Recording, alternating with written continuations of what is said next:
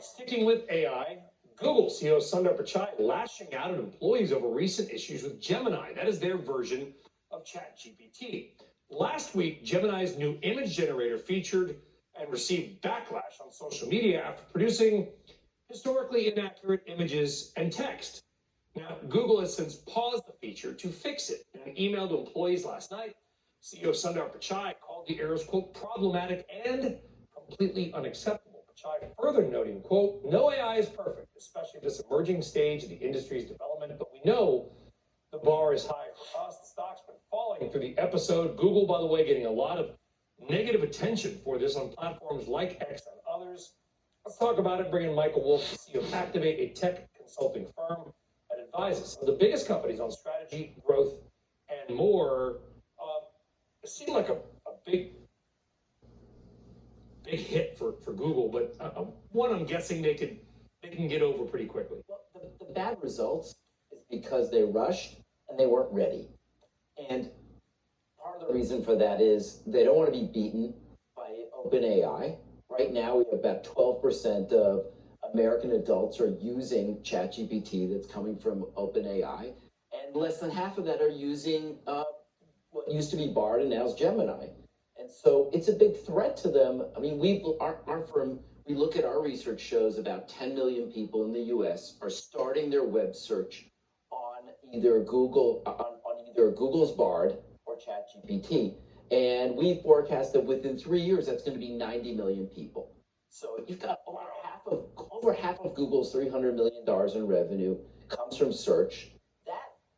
That seems like it's at risk. I mean, huge. First off, they clearly weren't ready. Okay, Google knows more about us, is my guess, than any other company in the world, particularly if you use their products like Gmail, right? Every Gmail you write, they sort of scan it automatically. They know you're going sailing this weekend or where you're going to go to the library, whatever it might be.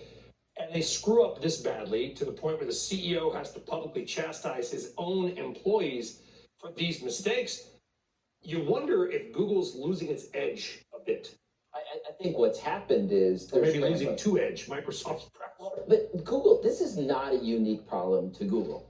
Some of this comes back to where is the data trained? Where do they get the models are trained on? And they're trained on the open web, but it requires human intervention so that they know what are the results that you should prioritize. And so this isn't like Google just putting its hand on the scale. Yeah. Everybody's having to do this, but they've rushed, they've traded speed for accuracy, and they're going to pay the price.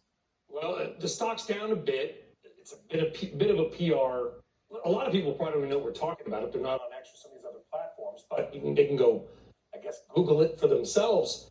What's your advice? Sundar Pichai calls you up, Michael. You're a consultant to guys like him. What words of wisdom would you provide him? Well, you got to build trust among a couple of people. One is the public to know that your AI models are going to be accurate, so they're not going to show a female pope or the founding fathers as people of color.